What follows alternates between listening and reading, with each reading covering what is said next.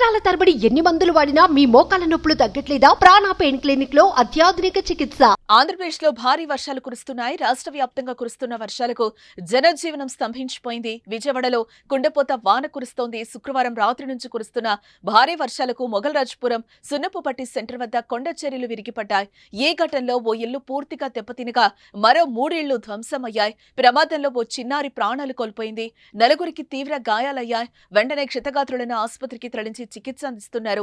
ఘటనా స్థలాన్ని విజయవాడ తూర్పు ఎమ్మెల్యే గద్దె రామ్మోహన్ పరిశీలించారు. అక్కడ అధికారులు సహాయక చర్యలు కొనసాగుతున్నాయి.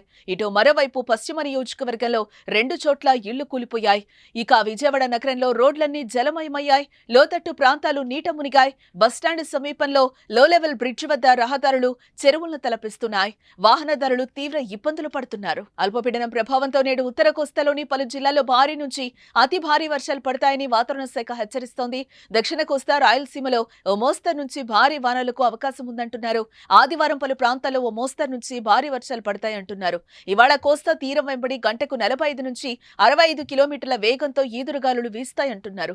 సముద్రం అల్లకల్లోలంగా ఉంటుందని, మత్స్యకారులు సముద్రంలో వేటకు వెళ్లరాదని హెచ్చరించారు. అయితే ఈ వాయుగుండం తుఫాన్గా మారే సూచనలు లేవని వాతావరణ శాఖ అంచనా వేస్తోంది.